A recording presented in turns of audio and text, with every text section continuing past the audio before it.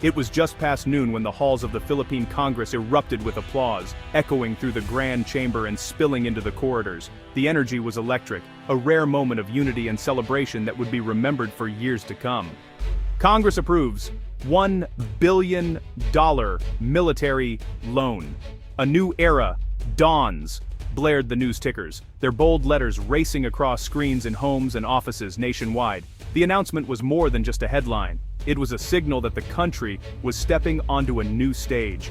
Cameras flashed in rapid succession, capturing the joy and relief on lawmakers' faces. Some embraced, others shook hands, all aware that they had just made history as the final vote count rolled in, confirming the bill's passage. The message was clear. Something monumental had just happened. The air was thick with emotion, as even seasoned politicians found themselves swept up in the gravity of the moment. For decades, the country's military had struggled under tight budgets and outdated equipment. Soldiers trained with aging weapons and vehicles that belonged to another era, always making do with less while watching neighboring countries modernize.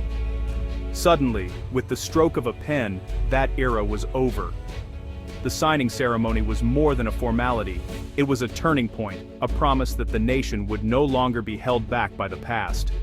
The approval of House Bill 8059 marked the largest leap in defense funding in Philippine history. Never before had such a bold investment been made in the country's security and future. But it wasn't just about numbers or military hardware. It was about a shift in national confidence. Lawmakers stood taller, their faces reflecting a newfound determination and hope for what lay ahead. The move made headlines across Asia. Neighbors and allies watched with intense interest, analyzing what this bold step would mean for the region's balance of power and the Philippines' role on the world stage. Inside the chamber, the sense of urgency was palpable. Every discussion, every glance, carried the weight of responsibility as lawmakers realized the magnitude of the decision before them. Lawmakers knew this wasn't just a routine budget tweak. This was a bold step into the unknown, a leap of faith that would shape the nation's destiny for generations. With this decision, old limits fell away. The barriers that had held back progress for so long were finally broken, replaced by a sense of possibility and unity. The Philippine Congress had sent a strong message, not just to its people, but to the world. The country was ready to defend its future, to stand together, and to embrace a new chapter in its history. For decades, the Philippine Armed Forces have struggled to keep pace with the demands of a changing world. Year after year, soldiers stood in formation, their uniforms faded and their equipment showing the wear of countless missions. The pride and discipline were always there, but the resources were not. Old tanks, relics from another era, wheezed along muddy roads, their engines coughing and sputtering as they tried to keep up with modern threats. These machines, once symbols of strength, now struggled just to move. Out at sea, ships dating back to World War II still patrolled the nation's busy waters. Their hulls bore the scars of time, and their technology lagged far behind the sleek, modern vessels of neighboring navies. In the skies, fighter jets, if they managed to fly at all, did so with borrowed parts and engines that had seen better days. Mechanics worked tirelessly, patching up old planes just to keep them airborne for another mission. The soldiers, sailors, and pilots knew their jobs were difficult, sometimes even dangerous because of outdated tools. Every mission required not just skill, but also ingenuity, as they made do with what little they had. This was not for lack of will or determination. The spirit of service ran deep, and every member of the armed forces was committed to defending the country, no matter the odds. Every administration since the 1980s promised to modernize the military. Leaders spoke of new equipment and better training, but the reality on the ground rarely changed. But money was always short. Supply rooms remained empty, and soldiers counted every bullet and ration, knowing that resources were limited and precious. For nearly 40 years, a law capped military loans at just $10 million, a figure that quickly became outdated as the world changed around the Philippines. That cap was set at a time when the peso was stronger and threats seemed distant. Back then, the world was a different place, and the challenges facing the country were far less complex. Meanwhile, each year, the gap between ambition and reality grew wider. Neighboring countries surged ahead, investing heavily in new technology and modern training. The Philippines watched as its own equipment slowly became obsolete, unable to match the advancements seen elsewhere in the region. Soldiers did their best with what they had, often relying on creativity and courage to cover for missing gear. They improvised repairs, shared resources, and supported each other in the field. The limitations were harsh but clear. Broken equipment and empty training fields were daily reminders of how far behind they had fallen. Without real investment, there could be no real change. Defense analysts warned of the risks, but the funding never matched the rhetoric. The military knew it, and so did the public.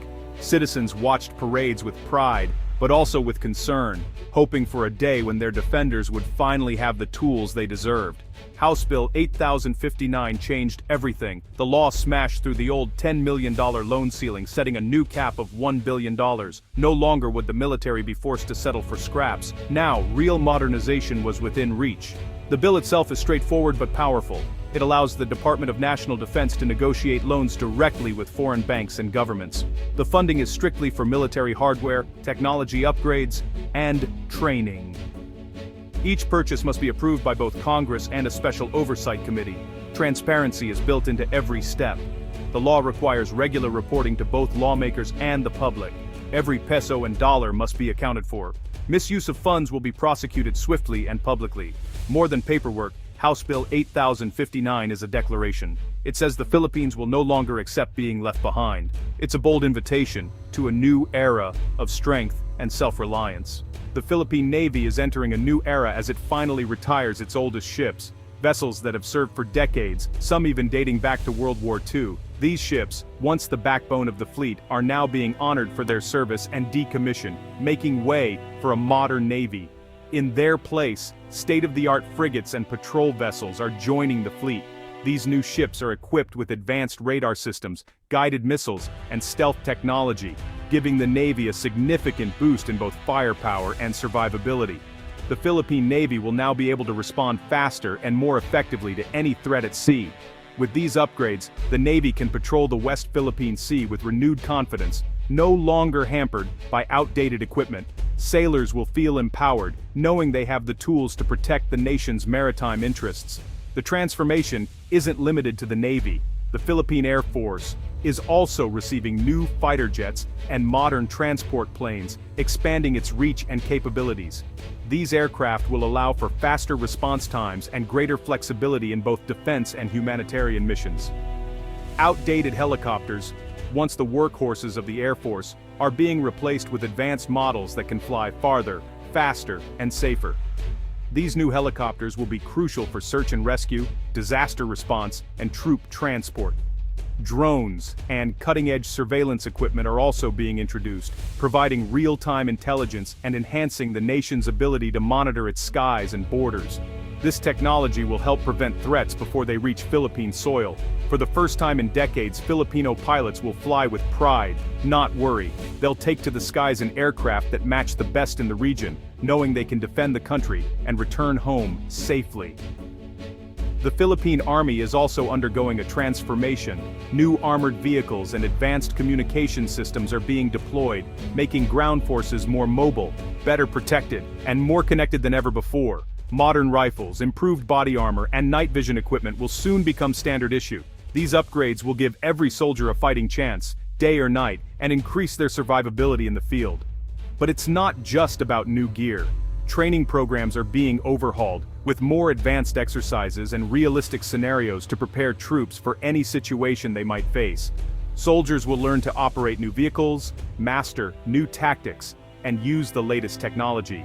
This focus on professionalism and adaptability will raise the entire force to a higher standard. For the men and women in uniform, these changes mean more than just comfort or pride. They represent a renewed sense of purpose and a commitment to excellence. Most importantly, these upgrades mean a greater chance of coming home safely to their families after every mission. The safety and well-being of every soldier, sailor, and airman is at the heart of this transformation. With modern tools and training, the armed forces of the Philippines can finally do their job right, defending the nation with confidence, skill, and pride.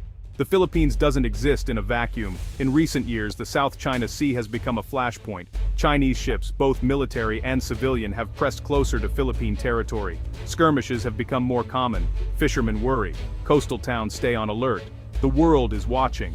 At the same time, extremist groups in the southern islands remain a threat.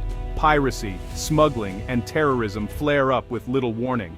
The need for a rapid response has never been greater. Neighboring countries like Indonesia, Vietnam, and Malaysia have all increased their defense budgets. China's military spending, meanwhile, towers over the rest.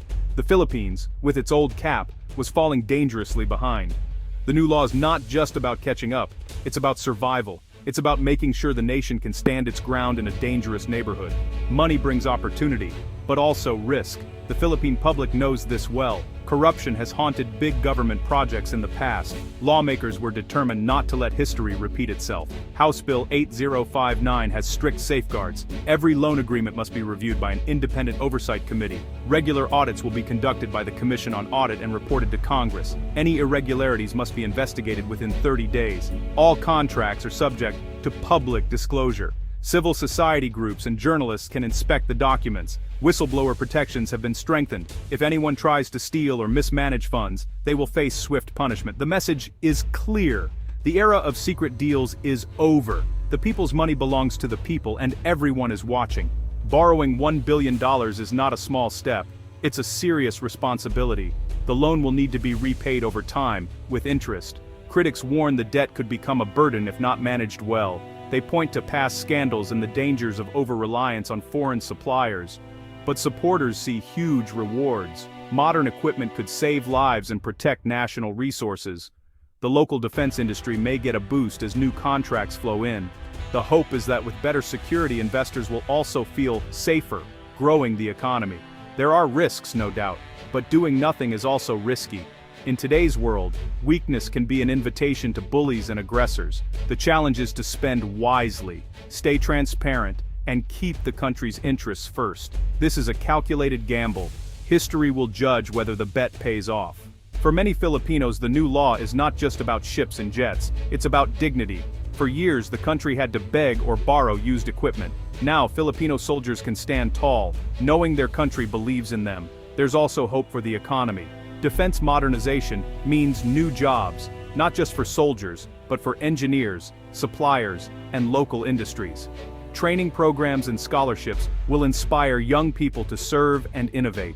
Parents dream that their children will grow up in a safer, stronger nation. Students watch the news and imagine themselves flying planes or commanding ships. The sense of possibility is spreading. The investment is for more than today's defense. It's about a future where Filipinos take pride in their country and its place in the world. Years from now, historians may look back at the passage of House Bill 8059 as a turning point. It could be the moment when the Philippines finally broke free from decades of underinvestment, a time when the nation chose courage over caution. If the reforms succeed, the country will be safer and more respected. If mistakes are made, the lessons will be costly but valuable. What matters most is the willingness to try and the determination to do better. In the end, this is about more than budgets and weapons. It's about belief in the nation's future. It's about telling the next generation that the Philippines will no longer settle for second best. With this law, the Philippines has charted a new course. The world is watching, and so are the nation's children. The next chapter begins now.